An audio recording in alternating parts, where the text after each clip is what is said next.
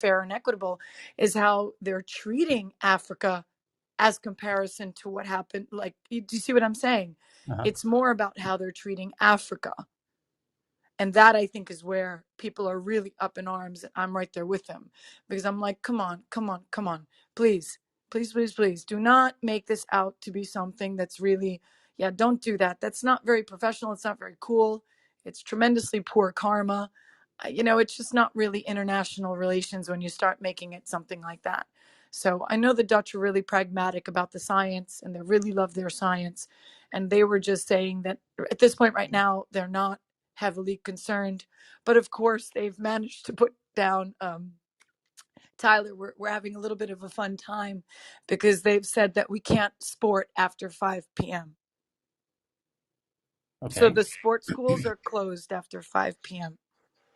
Well, So yeah, Ellie? one thing to be cautious about in terms of the notion that it might be mild, we already know that the other strains of COVID affect different populations differently. So there was a paper about it affecting or having higher mortality in South Asian populations, for instance. So, I mean, even if they did find out that the experience in Southern Africa was in fact mild, and I think there are reasons to be cautious about reaching that conclusion, even just restricted to that. We don't know how it would be in other populations, so I think Right. it's really premature. Yeah, that totally makes sense. But I was just speaking about one country. I wasn't speaking about others either. I was just keeping it in context. No, it was a general comment. Yeah, no, I'm looking appreciate at that. the government side now for Netherlands. The risk level in Netherlands is now increased to level 3, which is serious. There's 1, 2, 3 level, 1 for caution, 2 for concern, 3 for serious. So the past 1 week, it has been raised to serious. It's from Yeah, the Cheryl, Netherlands that's old website. news. Cheryl, that's old news. Are you looking at the RIVM.nl? No. They update every Tuesday. No, yeah, Cheryl, I live here. Duh. I mean, at the end of the day, I would It's the understand this government more website, efficiently. right? It is a government website. It's not from hearsay from your friends. Okay, you want to know something? If you're in Netherlands, you can speak about the Netherlands. If you're in Singapore, you can speak about the Singaporean. So at this point right now, No, I'm living in Tokyo now. We only have 9 you're cases. all over the place in Asia. At the end of the day, you're not in Netherlands. So let's be transparent about the fact that what Eli say is very fair and equitable, but I'm also speaking because I live here. So at the end of the day, please don't start speaking over the facts, because the government website has updates that are testing their statistics, as Eli just carefully said, and he's absolutely correct. The same website that is showing that is the same folks that are also on the other side of the mouth, as we say in Spanish. You're talking out of two sides of your mouth. It's the same side that's also saying it's not to be something to be stressed and worried, right, Eli? So now there's two conversations coming forward, which is confusing the people and pissing people off, which is why we've had several riots in Rotterdam, Utrecht, Amsterdam, and Den Haag over this, because a lot of people are getting the misinformation, as Eli is also stating, and unfortunately the misinformation is not coming from untrusted sources, but it's also coming from trusted sources. You make you just plane. raised a great issue here. Two things. One is Eli said something that mirrored what a real expert I heard talk about it says, or in fact the BioNTech's chief medical officer, who I think this dude might know a thing or two about viruses. He says what they're doing is watching incredibly closely, as in testing themselves, how the new variant affects different age populations, like elderly and young folks. And, maybe they're starting to think it while in general it might, it's too early to conclude, but it might be less severe. Let's pray to God that it is. But it's certainly more virulent, but oftentimes more virulent goes hand in hand with being less severe, although it's too early to conclude. But it might be more aggressive in younger people. So it can, because it's mutating, it might affect younger people more severely than the original or Delta version did, or might be less severe for older people or more severe. We don't know. So I think that's a really profound point that the chief medical officer of BioNTech is making in their assessment of do they need to, because what they're trying to figure out, do they need to make a whole new vaccine, or do we keep rolling forward with the latest, with the original OG vaccine? And then to you, May, you bring up a crazy good point, which is, that the Netherlands has had some of the most intense protests anywhere in the world thus far. Not the large, I mean, they're quite large considering the population, but they're notably intense. And because the Dutch don't like being pushed around. So with this new variant, if it is far more virulent, meaning easier to get, that's going to cause havoc, when you have people in large crowds, protesting during, while the government wants to, it's kind of like escalating the both sides of the equation. The government's going to escalate the crackdowns, that's going to escalate the protests, and then that's a really toxic Tyler, yeah. Tyler, could I just put something in chronological order for Yeah. you? Especially as, we could read the RIVM.nl, which is the Dutch government Mhm. site, but let's put something in chronological order. The cases that have been going up for a while now because it's getting colder in Netherlands. So let's really put things in Yeah, perspective, yeah. because this Dutch site that keeps on getting updated might have the date change on it, but it's not related to what just happened. It's been like that for 2 freaking weeks because the Dutch love to travel, as you know this, right? And they're coming back from their travels, or they're coming back because you can't stop them from traveling. You know that. You know how the Yeah, Dutch yeah, are. yeah. They're super. So with that being said, you cannot just read a site and assume that is because you can't correlate them and say, okay, well, obviously it must be difficult, and they're saying it on the website because of this new variant. You can't make those conclusions. This has been happening for 3 weeks, that the cases have been going up because we're going into the fall and the weather's getting colder in Netherlands. However, they already made these comments a few weeks ago, but the protest came from what they were doing a few weeks ago with the health minister and the prime minister, and the conversations and the reports that they've been doing every Tuesday night live for the people. And it's been really a real shit show of back and forth conversation and very inauthentic conversation that is in essence pissing off the Dutch people, which I don't blame them, because what's happening is 2 people in the ministry of Netherlands are sitting on TV talking about certain things and talking from a perspective that you're like, where is your head? Could we just get your head out of where it is? Because clearly you're not on the same plane as everyone else that's in this country. And that's where they're coming to the streets and they're being like, this is not fair. And the key here is their frustration is that they're not being communicated properly with. They're being sold a bill of goods, meaning this is where the Dutch is a heavy science country. Don't underestimate the Dutch. They have half of the country's university funding. One of the universities comes from Monsanto themselves, genetic modified. You know what I'm saying? So let's be transparent. The Dutch have a heavy love of science and biotech. They do. And all of that good stuff. But the main thing that I don't want people to do is start assuming by reading a website, simply because they're reading a website, that website's giving 100% accurate information. Because whether it's a trusted website or an untrusted website, there is still the fact that there is information in there that's got to be considered when taking a judgment against what's being seen. Because now people are going to start getting scared. Like, for example, United States a few weeks ago just said no one could come from Netherlands to the US. We're sitting here like, okay. And they shut down the 5 p.m. And I have to laugh about this because clearly, we had a good laugh about this, Tyler, because we have to We keep got some it. We got sense of it. humor. We have a And I'll short move it session really today, so quick. we got to move on. Yeah. I'll move it really quick. Okay. It's like when we were younger and your parents had a curfew because they thought something could happen after 6 o'clock that could not happen before 6 p.m. And that is something that's, I think, is really dangerous as well, that people are assuming they're shutting things down at a certain hour, certain times, because they think that could help. And I just don't necessarily think that's the best direction to go. So a So couple of points real quick. It looks from a Slate article like the supposed mild cases are among vaccinated people, and there are hospitalized people who are not having mild cases, and they are either 65% of them are not vaccinated, and most of the rest are not fully vaccinated.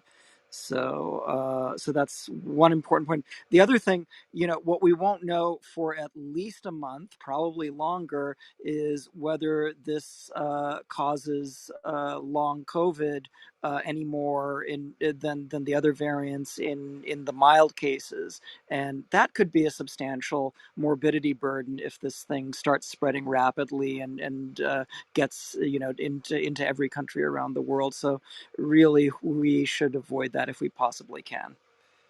Okay, are we ready? Let's get into the news here. The top story of today. Happy Monday, November 29th. Hope you had a great weekend. Tyler, I can't pin yet. Okay, here we go.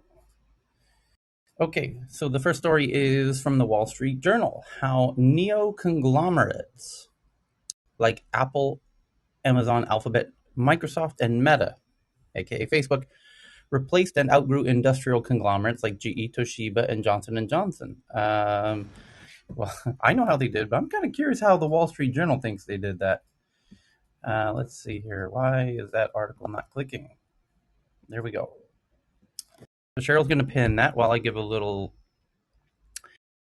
cheat sheet here. It says, move over GE. The tech conglomerates are the new leaders of the industry. Yeah, well, anyone who follows the stock market in the past 20 years saw that play out every month over the past, for decades now. The top 10 companies in the US and even globally were, the GEs and the big petrochemical companies. And now they've been replaced with all the big tech companies. So move over GE. The tech conglomerates are the new leaders of the industry. Yeah, that happened about 6 years ago. Why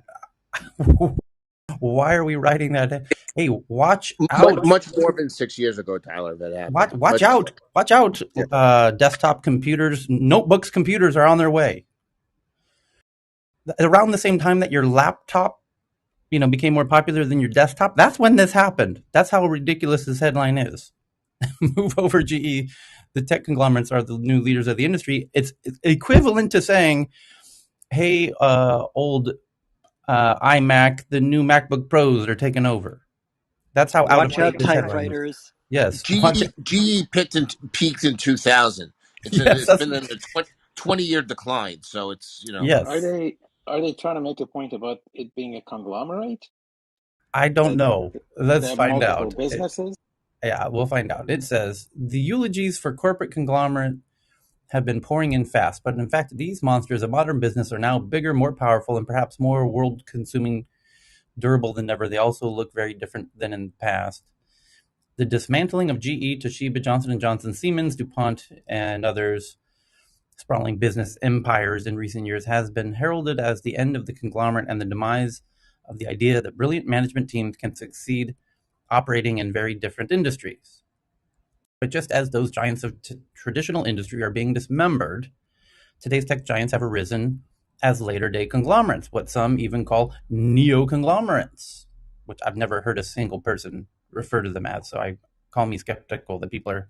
No, but it's a good term. Maybe he invented it or she invented it, but it's a good term. It's accurate, actually. If you think of all the businesses Apple and Amazon and Facebook are getting in. I have no problem with it. I'm just saying, this is the first time I've ever heard of it. No, it's the first time I've heard of it too, but okay. So they'll copyright it. Fine. Well, I think what happened is this guy went to a dinner party and somebody used that word while they were passing the salt, and he thought, oh boy, I got an idea for an article tomorrow about the neo-conglomerates. Well, what's the story? Well, I got to refer to the previous conglomerates, hence this article. So we can blame the dude who, passed the salt during Thanksgiving dinner for this article. So they boast valuations bigger than any other companies in history. But the fact that he used the word neo-conglomerates in the title and in the first paragraph tells you he's a little enamored with his favorite new neologism, which is a new word he created called neo-conglomerates. So I think we figured out what this article is really about and why he's torturing us to reconsider things like GE and Johnson & Johnson. So anyway, we cracked the case on that one. The next one is that the Financial Times says they have sources that the UK's CMA, that's the UK's version of the FTC, where they crack down on monopolies as the market authority, is expected to block Facebook's proposed acquisition of Giphy. Yes, we already knew that, Financial Times. And I guess we will know soon. And it seems there was a little bit of shadiness in that acquisition, in the way that they did it, and they tried to do it early, which Facebook needs to do, and around the ad network nature of it all. The UK competition regulator is expected to block Facebook's acquisition of online GIF platform Giphy in the coming days in an escalation of the watchdog's assault on big tech. The Competition and Markets Authority is set to reverse the deal, because it already went through, according to individuals close to the matter, in what would be the first time the CMA has unwound a big tech deal. The watchdog began investigating Meta's acquisition of the New York-based Giphy in June last year. The decision to block the deal would set an eye-catching precedent from the UK regulator, which has never sought to reverse a competition. Yeah, you just said that in the last paragraph. Come on. The CMA has declined to comment. In August, the CMA provisionally ruled that Meta, formerly known as Facebook, should be forced to sell Giphy due to competition concerns. That's how we became familiar with it, and that's when we started covering it. It has until December 1st to make a final call. At that time, the CMA argued that Facebook could cut off its rivals' access to GIFs. Remember me ranting about this? They are upset about the possibility that Facebook could potentially block access to GIFs. Like Facebook's going to own all of the GIFs. And I remember thinking how ridiculous this whole proposition is. That's what they're worried about. That they're worried because Facebook owns Giphy, and Giphy is the largest GIF engine built into your little keyboard. So instead of sending a thumbs up to your friend, you open the little Giphy app, or the Giphy app built into Facebook's responses, but it's also built into Twitter's and Snapchat's and Instagram's and everybody's. And what they're worried about is, well, what if Facebook got kind of greedy, which is a logical assumption, and removed Giphy's ability, the licenses for those other social media platforms to use Giphy. Well, then there would be no more GIFs on Twitter? Is that what you're suggesting, you stupid idiot? Do you honestly think Giphy, the company, created the concept of GIFs and had played any role in their popularity? It made it more simple to make the GIF as a reply, saves you 1 second. But do you really think if Facebook got greedy and was like, you know what, we're not going to share Giphy with Twitter? Of course they're going to keep sharing Giphy with Twitter. They get access to the data and shit. It's worth it just for that. They're not going to take it away. And even if they took it away, you're acting as if there's not going to be more GIFs on the internet, as if Facebook keeps Giphy all to itself. Facebook controls 40 to 50% of the UK's display advertising market. According to the CMA, Giphy has offered paid advertising in the US, and the CA argued that absent the merger, Giphy could have gone on to expand that service into the UK, something the company has denied. Meta has aggressively fought the watchdog's assessment, and a block is likely to be controversial, potentially triggering an appeal. Not potentially, guaranteed. In a response to the CMA's provisional findings, Facebook accused the watchdog CMA of engaging in extraterritorial overreach and sending a chilling message to startup entrepreneurs: do not build new companies because you will not be able to sell them. Kind of harsh. In August, Meta said, we disagree with the CMA's preliminary findings, which we do not believe to be supported by the evidence. As we have demonstrated, this merger is in the best interest of the people in the business in the UK and around the world who use Giphy and our services. We will continue to work with the CMA to address the misconception that the deal harms competition. According to submissions by Facebook's lawyer, the CMA's findings contain fundamental errors of law and fact. The company also criticized the regulator's assessment of Giphy's potential future business ventures in display advertising. It was more likely, Facebook said, that Giphy would have, quote, continued in a diminished and underfunded state. Okay.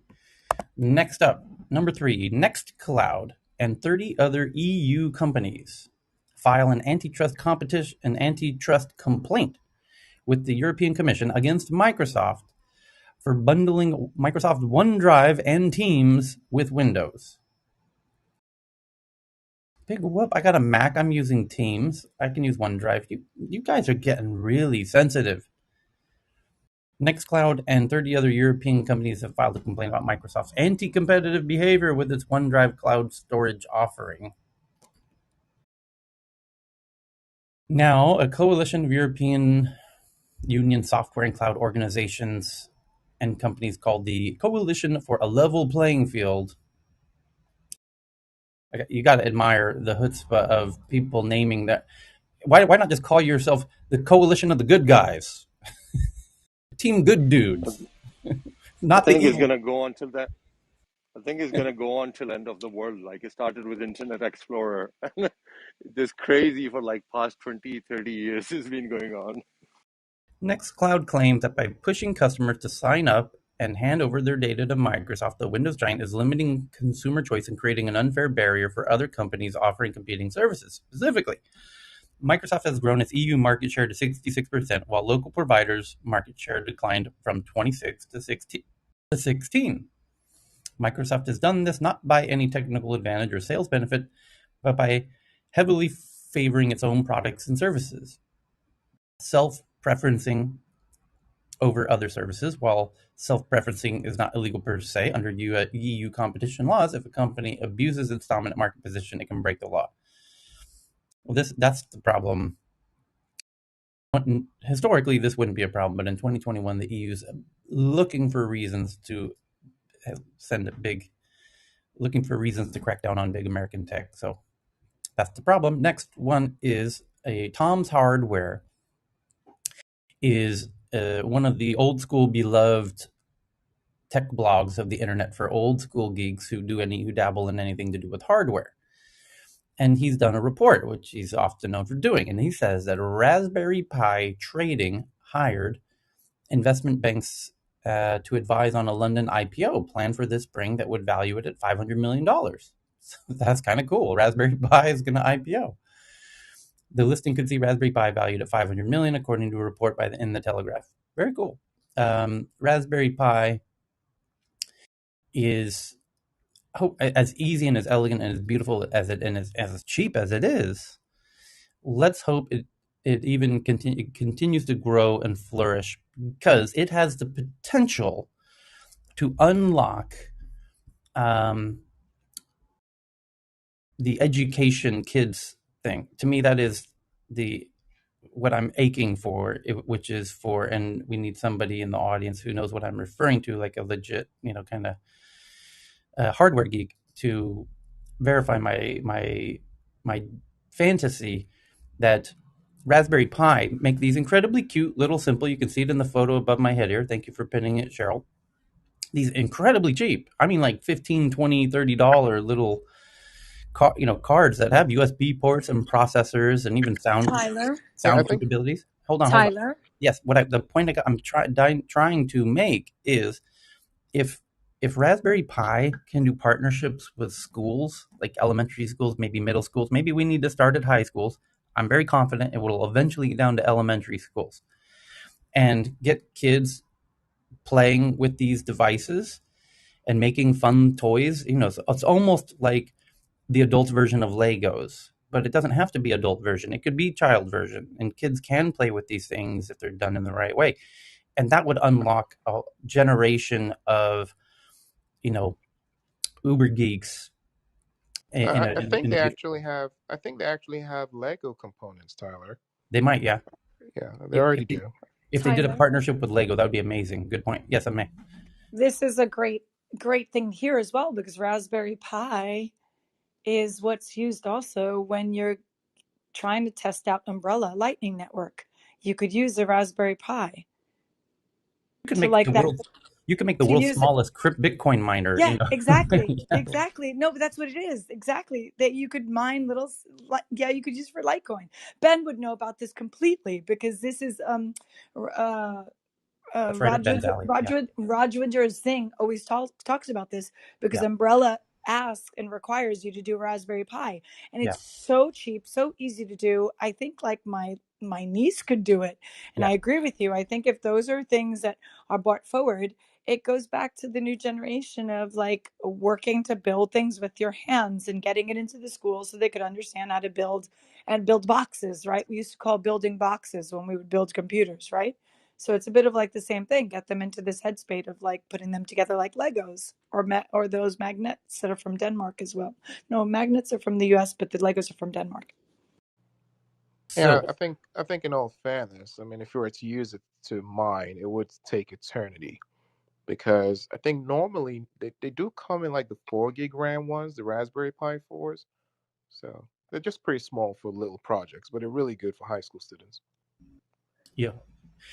Next up, Slice, whose credit cards are used by more than 5 million people in India and let users pay their bills interest-free over 3 months, raises $220 million. And the Wall Street Journal reports about a look at the challenges spies face with biometrics, smartphones, and surveillance cameras, and how AI sifting through data changes the game of espionage. U.S. rivals seek ways to adapt spycraft to a changing world. Being on the grid can blow your cover, but so can staying off. Okay, well, let's read this one a little bit here. It says operatives, meaning spies, widely suspected of working for Israel's Mossad spy service, planned on stealthily operation to kill a Palestinian militant living in Dubai. The 2010 plan was a success except for the stealth part. Closed-circuit cameras followed the team's every move, even capturing them before and after they put on disguises. In 2017, a suspected U.S. intelligence officer held a supposedly clandestine meeting with the half-brother of North Korean leader Kim Jong-un days before the latter was assassinated. The encounter also became public knowledge thanks to a hotel's security camera footage. Last December, it was Russia's turn. Bellingcat, the investigative website, used phone and travel data to track 3 operatives from Moscow's FSB intelligence service. It said shadowed and then attempted to kill a Russian operative politician, Alexei Navalny. Bellingcat named the 3 and published their photographs. Espionage and covert action aren't what they used to be. I'm surprised they didn't give the example of the 2 Russian goons who went to the UK to kill that former Russian with the nerve agent on his doorknob, because they caught him kind of roaming around this tiny little UK town, and they said, "Oh yeah, we went to go look at the church." Oh yeah, like it's like a bad comedy or something like a. So then the next one, it says a trained CIA case officer could once cross borders with a wallet full of aliases or confidentially travel through foreign cities undetected to meet agents. Now he or she faces obstacles that are the hallmarks of modern life: omnipresent surveillance cameras and biometric border controls, not to mention smartphones, watches, and automobiles that constantly ping out their location. Then there is digital dust, the personal record almost everyone leaves across the internet. Combined with advances in AI that allow rapid sifting of data, the technologies are fast becoming powerful tools for foreign adversaries to root out spies, according to current and former U.S. and Western intelligence officials. It's really bad, a former top U.S. counterintelligence official said of the impact on U.S. espionage operations. Quote, "It really challenges the fundamental assumptions and approach of how you do business." Quote, "Ubiquitous technological surveillance, as it's known, is now a pervasive concern at the CIA, forcing it to devise new and often more resource-intensive ways of recruiting agents and stealing secrets," the official said. You get the idea. So, Tyler, it's incredible that this hasn't been happening for the past like 20 years. Nothing you read is like news to an actual spy agency. Correct. Yeah. No, not at all. Similar to the first article about neo conglomerates. Yeah. So the next one is recent. I was glad I saw this one yesterday, and I added it to the tweets because it's so good. But I'm glad to see it's in the top 10 here. So here it is from the New York Times. And is Ken here? Because Ken and I had a little friendly debate on this one. Where's Ken? There he is. Ken, get ready. It says, I say this lovingly because I love arguing with you. By the way, Ken, just so if Ken's, I hope he's listening. So I'm here. I hear you. I got you. Yeah. So who? Ellen is here in Stockholm, and we spent, you know, the, you know, she came for the party I did on Friday, and then we had lunch yesterday, and showed her all around Stockholm and everything. And we were talking about how much we love everybody on stage and how meaningful this whole tech news around the world is, and then I mentioned, she asked me, something along the line. I forget what we're talking about, and I just mentioned my affinity, my affection for Ken, and how I love the way that Ken contributes and what he brings to this room, where he challenges me, like, and he'll jump in and be like, hang on, you got it wrong, you got to read this, and there's actually an important part of this story that we need to not overlook, and holds us accountable, holds me accountable, brings facts, and doesn't, it's critically important, actually. And so I mentioned it to Ellen privately, and I figured I might as well mention it, to everybody here. So I say that because the next article is, you remember, Ken and I were talking about, it wasn't a heated argument or anything, but we were talking about when Iran's gas stations went offline, and and so the New York Times headline, let me just read the headline. It says, recent cyber attacks on Iran's fuel distribution system and Israelis' LGBTQ dating sites show that Iran and Israel cyber war is impacting civilians on a large scale, implying that Iran is kind of now a little more out in the open, that Israel was the hackers of the Iranian gas station outage, which apparently lasted 12 days, according to this article. It says, and now Iran is reciprocating, as I guess for lack of a better word, by leaking. I'll read it. It'll tell you. It says, millions of ordinary people in Iran and Israel recently found themselves caught in the crossfire of a cyber war between the countries. In Tehran, a dentist drove around for hours in search of gasoline, waiting in long lines at 4 gas stations, only to come away empty. In Tel Aviv, a well-known broadcaster panicked as the intimate details of his sex life and those of hundreds of thousands of others, stolen from an LGBTQ dating site, were uploaded on social media.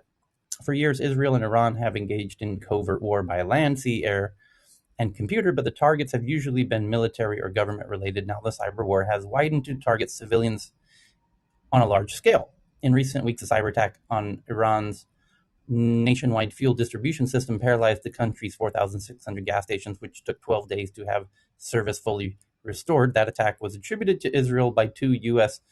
defense officials who spoke on the condition of anonymity to discuss confidential intelligence assessments. It was followed days later by a cyber attacks in Israel.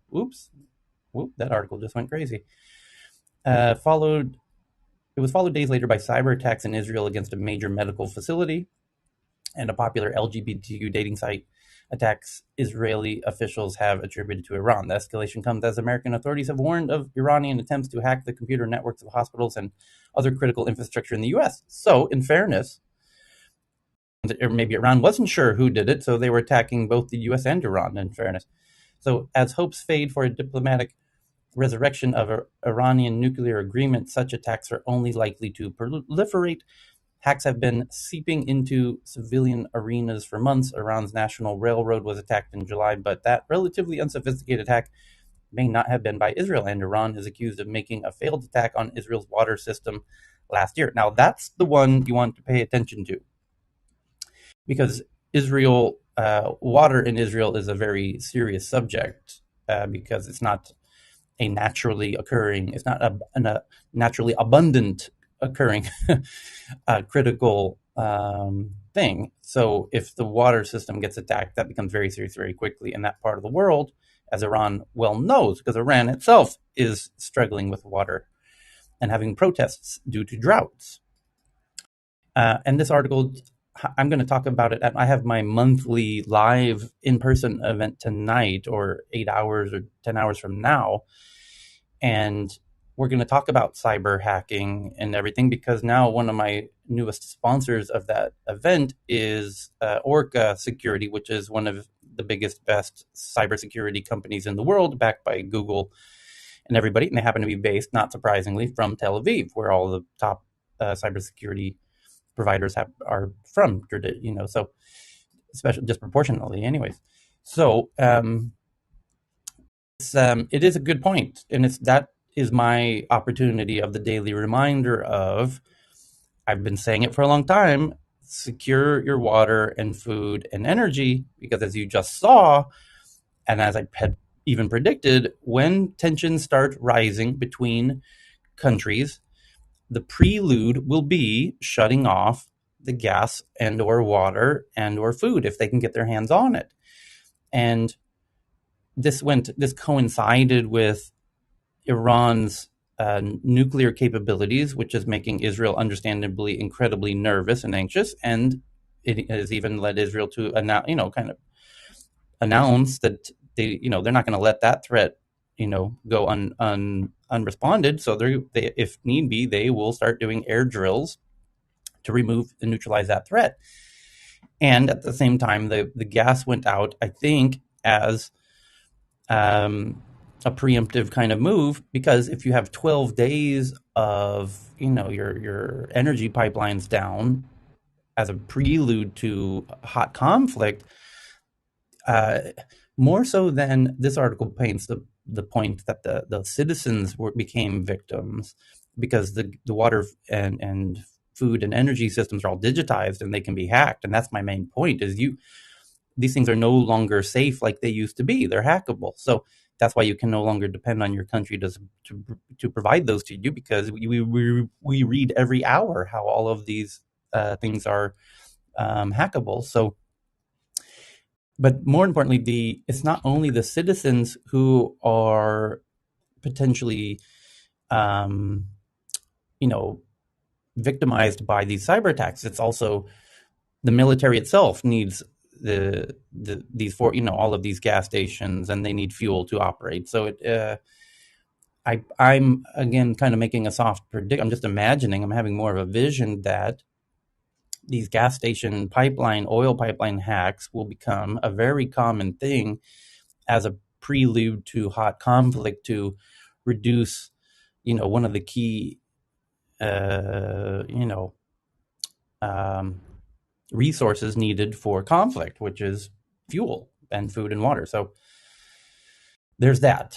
And this isn't the only reason I mentioned Ken, was because I remember when we were talking about this one and we were trying to guess who had done the hack, and it's still not. Reading the article, it's still not totally clear. I just think it may have been uncertain at the time, and I said maybe it was like possible. It was kind of just like an internal outage, like Southern California Edison has sometimes in Santa Monica. That's all. Boy, do I know about those. See, right? Yeah. By the way, on this subject though, and I had tweeted something out a couple of days ago. I don't know if you got to cover it. Israel and Jordan reached an agreement, which has apparently become subject to protest because of, because no one can ever be nice in that region of the world. But they where Israel is going to provide water for Jordan, okay, and Jordan's going to provide electricity from and there's protests over that because at the ground level the citizens are still at a war with each other, where the governments are trying to cooperate, which which makes perfect sense. Israel's got something they can offer Jordan. Jordan's got something they can offer Israel. I mean, but yeah. The article here, it's a good one. It says Jordanians are protesting against water for energy deal with Israel. Several thousand Jordanians protested on Friday against a water for energy deal with Israel and the UAE, calling on their government to scrap its peace agreement with Israel and saying any normalization was a humiliating submission. Police were deployed heavily around the downtown area of the capital, Amman, leading to a mosque where demonstrators marched after Friday prayers. quote, "No to the agreement of shame," protesters chanted, some carrying banners, as normalization is treason, in a protest again organized by a mix of opposition parties. Jordan, Israel, and the UAE signed a deal last Monday in the presence of a U.S. climate envoy, John Kerry. Under the agreement, Jordan would install 600 megawatts of solar power generating capacity to be exported to Israel, while Israel would provide water-scarce Jordan with 200 million cubic meters of desalinated water. The UAE, which became the first Gulf state to normalize relations with Israel last year, was expected to build the solar plant in Jordan. This is interesting. The initiative is subject to feasibility studies, but if it comes to fruition, it will be one of the largest regional cooperation projects undertaken between Israel and Arab countries, Western diplomats say. Quote, "This deal is aimed at linking Jordan..." Well, this is somebody who's seemingly not pro-Israel. He says, quote, "This deal is aimed at linking Jordan and the Zionist entity completely. It is not a trade deal. It is a normalization deal that is shameful and humiliating," said Ali Abu I Zakar, a can tell you prominent why. Islamist opposition figure. Many Oh, Jordanians, Tyler. one second, it says many Jordanians oppose the normalization of ties with Israel that resulted from a landmark peace deal in 1994, which opened the way for far-reaching cooperation in energy, water, and gas. Anti-Israel sentiment runs high in a country where most of the 10 million citizens are of Palestinian origin. They or their parents were expelled or fled to Jordan in the fighting that accompanied the creation of Israel in 1948. After the deal was announced this week, sporadic demonstrations sprang up at university campuses across the country in defiance of a ban on protests. Hundreds of students chanted anti-Israel slogans and called on the government to sever ties with this neighbor and scrap the project. So Tyler, the reason people feel that this is like shameful, whatever, is because the Jordan River is mostly capitalized on by Israel. So that's why they view as this water is already theirs and it's been taken away by on the Israeli side. So that's why they don't like the terms of this agreement. However, Jordan is getting something for free. If you notice, it is going to be that plant that is going to be financed by UAE. So the winner here is actually, if you look at it, is Jordan. Israel is going to be paying for power. Jordan is getting a free plant and water. So the problem is that on the Jordan side, they're viewing anything that has to do with Israel as normalization of relationships, and the people in Jordan are extremely sensitive to this subject. So if this was painted correctly to the Jordanian people, hey, you guys are getting, some of your stuff back. This is your water. It's coming back to you. And, we're not paying for this plant and solar energy is free. You guys are benefiting out of this. You should be grateful. I think it would have had a different kind of echo in the Jordanian streets, but it's a sensitive subject there. It Yeah. is. So anyway, What happens just if wanted to- what happens if they decide to cut the cable that brings the power from the panels across the border to Israel? Then Israel stops the water, but then they could. It's a really interesting to think about. Tyler, don't Yeah, don't be fooled by the demonstrations to think yeah, that Jordan is a democracy or anything. It is a monarchy and it's ruled by the government really, very well. Things like that will not be allowed or tolerated. And by the way, it's going to be very close to the Israeli borders in the south, where there's a lot of desert there. It's not for regular people to be in that area normally. It's not occupied areas. So it's not going to be that easy, and it's going to be heavily protected by the Jordanian army, which is, by many accounts, happens to be very well trained in the Western type of combat. So I don't think that's going to be a risk. There's already gas pipelines. There's already electrical ties between the two nations. The people just don't know about it. It's there in addition to telecommunication infrastructure, borders. This is just like the street having too much tension over really a small thing. I don't know why, but there are people who try to make these issues sort of sound like a big thing when this has already been probably agreed upon, probably months in advance, maybe even years. Anyway, it is what it is. It's a flashpoint. The next one from Wired says, a look at efforts to develop a brain-computer interface, BCI, including Musk's Neuralink and a DARPA program to build 64,000 electrode array for brain implants. And this is one of the more interesting developments on planet Earth at the moment. And I think the surprising thing is the pace with the progress that's happening. It says the idea of a synthetic experience uploaded to the mind has been a sci-fi fantasy forever. New brain-computer interfaces are making it non-fiction. It says very slowly, but I would argue that it isn't really that slow, the progress that's being made here in 2021 at least. A young man in a gray flannel robe sits. This journalist missed their calling as a novelist, unfortunately, so they're writing it in a very novella format. It talks about a researcher in a white lab coat walks up to a table and stands silently for a moment. And again, they missed their book deal. But it is a really interesting area, brain-computer interface, BCI, and there is progress being made on a at least monthly basis. So once you pass that ethical barrier of how this is going to work, and we manage to figure out the legalities and about it, I think this is going to fly. It's going to be really rapid development from that point onward. Yeah, so this is what, interestingly, when we were on desktop computers, when everyone was buying Gateway or Dell, these massive, big, clunky Windows 95 computers, there was already the hint and the dream of laptops.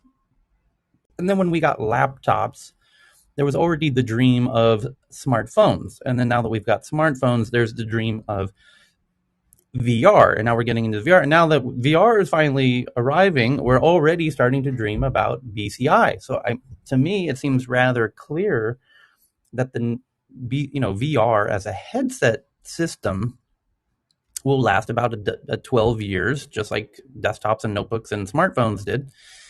And then that would imply that 12 years from now we might be dabbling in BCI. And in fact, people already are dabbling in BCI.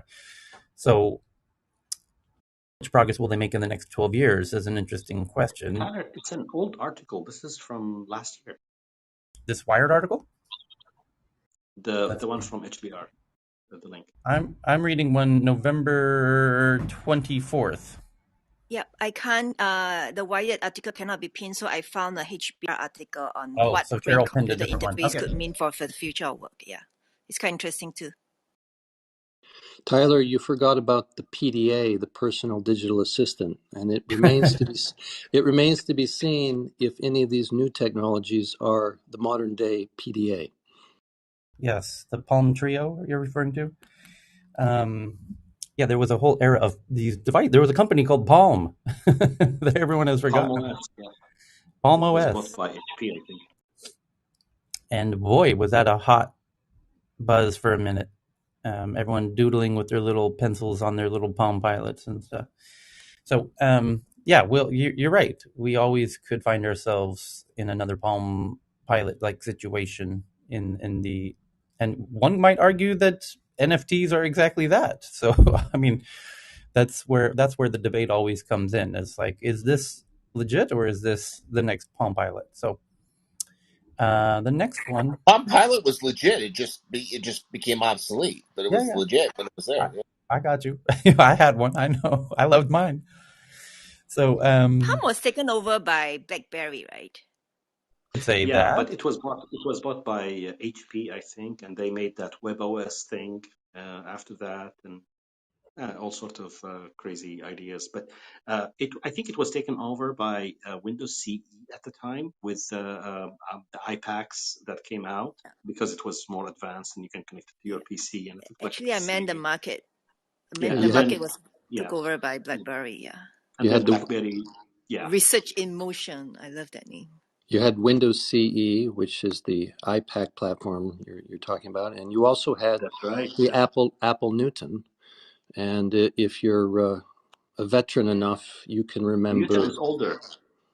That's right. But even Yeah. before that, even before all of this, you had something called the Eos Communicator, which I don't think too many people in this room would remember. But yeah.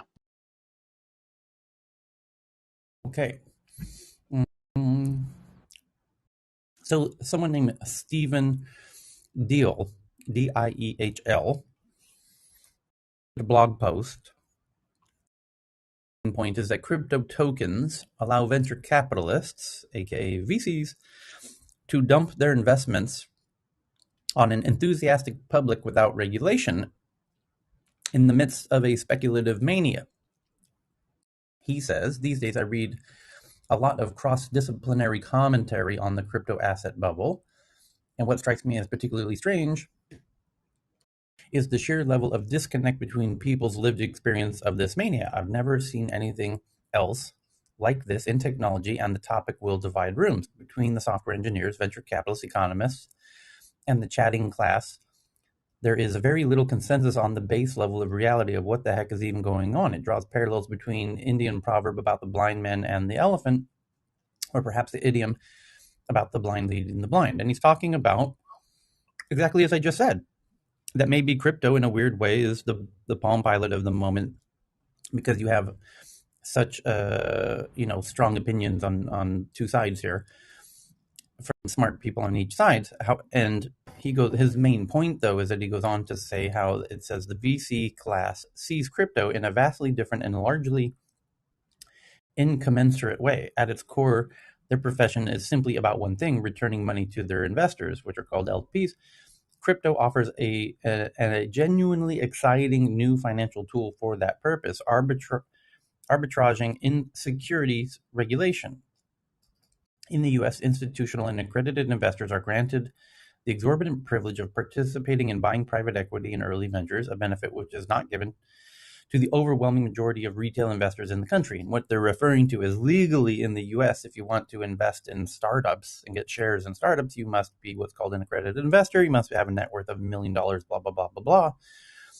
However, so there are some reasons for this separation. However, they are wrapped in some controversy. After all, the median return on your average tech startup is zero, and the level of risk involved in this type of investment is probably not suitable for your average dentist in Omaha, who can't devote all his waking hours to due diligence on technical esoterica.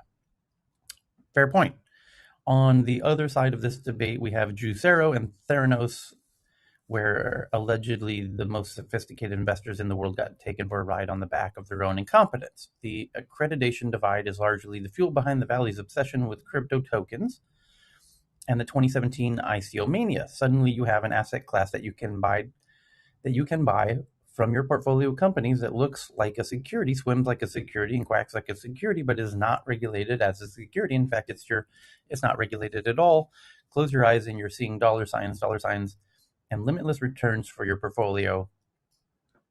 And then he's again the point of that crypto and tokens allow VCs to dump their investments on enthusiastic public without much regulation. And it's, as my buddy Jason on Twitter, which is at Jason, says, that this guy has a valid point. Because Jason's not the biggest crypto enthusiast, and he looks at it with a bit of a critical eye for how it could be potentially misused, or how it, the unregulated nature of it can lead to people making decisions they might not normally willingly participate in. So the next one is, I'd like to make a few comments. go ahead. Ken, you wanted to jump in. You go. You go I, first. I only say to take a sentence here, Tyler. Just as a point of information, the rules for allowing people to invest in these private placements actually has been liberalized in the last couple of years. And I'll tell you who knows more about it than I do is Alexandra. So next time she's on, you might want to have her like go through that for people. And then that's nothing to do with crypto. Basically, I'm saying that it's easier to qualify to be like an accredited investor now. You could actually, as an individual, take a Series 7, which you couldn't do 20 years ago. You had to be with an affiliated firm, but a bunch of things like that. She's much more familiar with it than I am. But So my quick comments are: I found this a very interesting article, and I partially agree with this author. I largely agree with this author in that, maybe 95 or 98% of all of these tokens or cryptocurrencies are going to be worthless in a decade less, and regulation may be required. But I don't agree that blockchain is a worthless invention. I believe that on one side you have something like Bitcoin that had this immaculate conception, where you have the founder or founders not taking any profits and basically creating something for the good of society to separate the monetary system from governments. And on the other side, you have other coins, I won't mention any names, but where they have 100% pre-mine or 50% pre-mine, of which all of that is going to the founders, investors, foundations, and so forth. So there's a difference between them. Okay. The next one is that Apple is still working on a multi-device charger for your watch and your earpods and your phone simultaneously. Other short and long distance wireless chargers, and a reverse wireless charging for its devices, meaning you could charge your watch from your phone by connecting the backs of them together, etc. Good. Like Let's hope. Samsung. Yeah, they kind of have to do that because their competitors Like, are doing that. Yeah. yeah. It's been like 2-3 years since Samsung Galaxy S10 was able to do that. So Well, even Xiaomi came out with a multi-device charger. It was kind of embarrassing for Apple. At the same time, Apple was canceling theirs. Tyler, Energizer has one. That's weird. Spotify confirms it is retiring the car view mode in its mobile apps, offering no replacement, but says it is working to improve how users listening while driving. I believe they're working on a separate standalone device for car view mode, which is much safer than your phone, so you won't be looking at your phone. I That will. believe they're not. I think Okay. it's just not a good idea to have that thing in the first place. Now that all your head units in the car has the capability of handling your Spotify interface Well, without having to look at your phone at all. we might have ourselves an opportunity for a friendly wager. So Let's you let see. me keep in mind, I work from Spotify's HQ office, and then Ouch. you let me know how much you're willing to bet, and I'll match. I'll give you 2-to-1 odds. I'll bet $2. Okay. One Bitcoin, one I'll buy you a Bitcoin. coffee. So the next one is the Indian government tells Starlink. This is so funny. Starlink is, is the satellite internet service, by SpaceX, where they launched, 30,000. They're in the process of launching 30,000 satellites to bring internet to the world. And now 12,000. the Indian government is telling Starlink to stop booking satellite internet service as it doesn't have a license to operate in the country. And now we wondered how this would play out. Will governments be able to control it or not? We used to debate that quite at length here in Tech News Around the World. And now we're going This is funny. Yeah, we're going to start finding out the answer very soon. So here's the thing. What can the government do? We've got a couple of scenarios here. The first thing is governments that don't want Starlink, and then locations where Starlink can't operate, like Syria, Sudan, North Korea, that kind of stuff, where the U.S. government mandates that you're not supposed to operate there. So the satellites need to be smart enough not to provide service over there, which doesn't happen. They can, but it's just way too much work. So in places like India, what do they have to do? They can only stop payments to them, maybe fine them or do whatever they want to do, or jam their signal, which is possible on, like limited scale, big cities maybe, but you can easily, circumvent those countermeasures with like very easy measures. You just put it like a little bit lower, that kind of stuff. So I don't know what they can do. If somebody pays for their service, I don't think India can do anything about it unless Starlink plays along. I'm You trying can make to. owning the hardware illegal. So you can go after the user. So if you have the hardware. Vinay, you have to speak Vinay, closer to the mic. yeah, get closer to the mic, Vinay. Oh, sorry. Is it better? Yeah, look, go as close as Yes, you Yeah, yes. can. I was saying you can make owning the hardware illegal, so that they can go after the user. I like the sound of the rickshaw in the background. Yeah. This sounds like getting married in Greece, and the day before the wedding, the priest says, when all the guests have shown up, "Oh, there's a problem with your papers," and then you learn that the priest needs a little bit of money to help the church get built. I think this sounds like a bribe thing to me. Well, it wouldn't be the first. Wouldn't be the first time, perhaps. But I think they might be just transparently correct, which is if Starlink, if they're saying, "Hey, if you want to operate in our country, you have to have our license." I could see how maybe even the telecoms aren't able to operate without a license. Why should Starlink be able to? Um, I and wonder if they did the same thing to things like Iridium, Inmarsat, and Thuraya, because they provide all sort of telecommunication capabilities in India. I don't know if they have a precedent there. so it says a They have a government. license. Okay.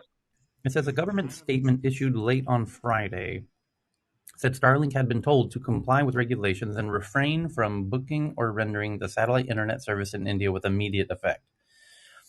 Starlink registered its business in India on November 1st. It has begun advertising, and according to the government, it has started pre-selling its service. Responding to a Reuters email, Starlink said no comment for now. A growing number of companies are launching small satellites as part of low Earth orbit network to provide low latency broadband internet services around the world, with a particular focus on remote areas that terrestrial internet infrastructure struggles to reach. And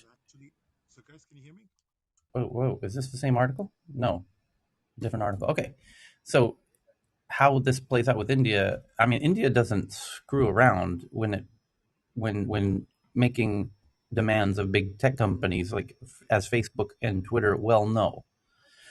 And India will win in the end because Elon desperately wants to sell Teslas in India. And if that means he has to pay a license to have Starlink running, in their airspace on their spectrum, then he's going to pay that. They'll come to some agreement, no doubt. So can you hear me now? Yes, but you know what else, Vinay? We have to bring in one other very critically interesting point into this headline, because India itself, Starlink has competitors. Yep, And Bharti OneWeb. Bharti OneWeb. yes, so Yeah. in one of those, perhaps the most viable competitor to Starlink happens to be from India. So this is another example of where India would almost certainly prefer its own domestic version of this technology rather than some big foreign, tech company. And so they might not want Starlink, and they might want this domestic Indian one that they can, it's Modi's friend, who's the billionaire who's running this thing. No, And that's a different one. So okay, sorry. Some context here, guys. Some context here. So the challenge has been not that Starlink is not going to be allowed to operate in India, is that they're jumping the gun. So the regulators in the process of creating guidelines for satellite-based internet to operate in the country.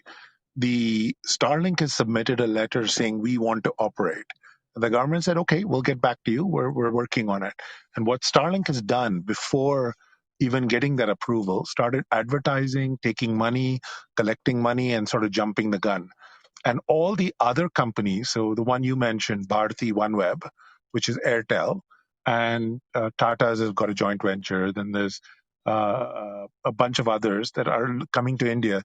They went to the government and said, hang on, we are not advertising. Why is Starlink getting this advantage to go and advertise and collect money and all of that? So this is a slap on the wrist saying, guys, get in line, wait for our approvals before you guys get ahead.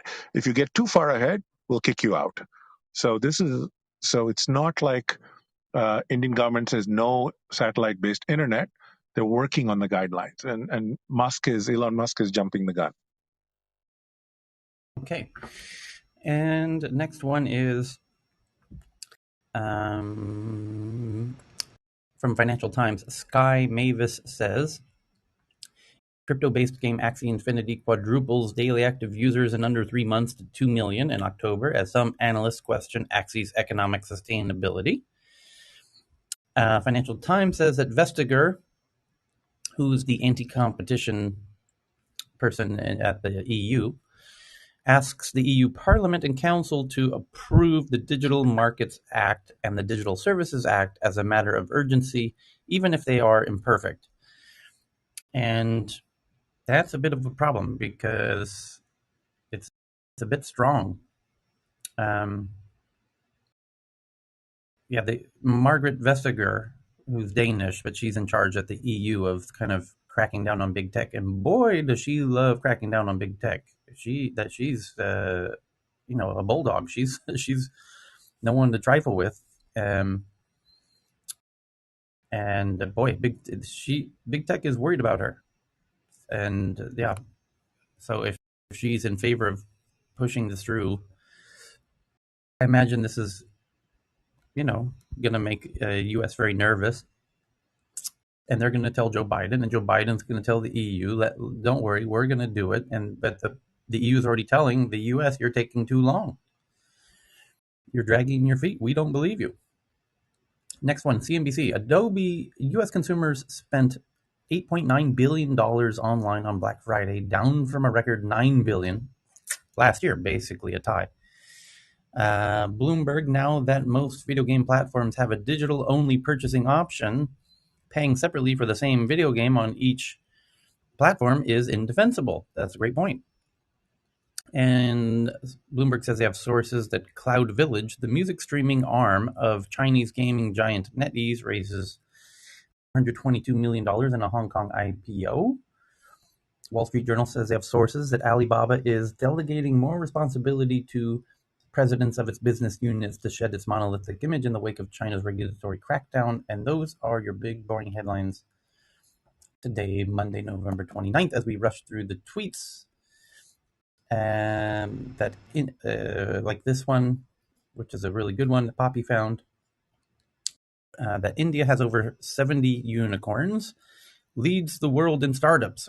Prime Minister Modi said India has over 70 unicorns now. That is more than 70 startups that have crossed over $1 billion valuation. He's very proud of the unicorns. And that's part of the reason why I'm starting my monthly physical meetup events in Bangalore starting in January. Goddamn you, Omicron. Hey, Tyler, I had Yes. tweeted something out, and I hope there's somebody, we have people here from India who know more than I do about it, but I knew it was a big story that the first and second largest retailer in India are trying to merge, and Amazon is raising a antitrust objection there.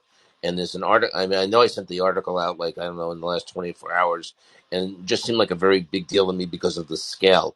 But I'm obviously not familiar with Indian retail, so hopefully somebody else could chime in on that.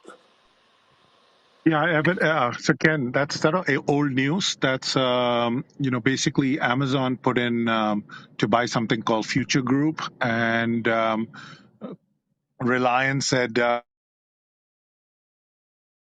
went to court, and the courts actually come in favor of Amazon acquiring this Future Group retail. So it's more from a retail perspective. Okay. The next one is Uganda is seeking to amend a loan agreement it signed with China in 2015 to ensure the government doesn't lose control of the nation's only airport. Monitor newspaper reported. Something tells me China's not going to grant your amendment to the loan agreement. Something tells me that was the whole point all along, was to get control of your airport.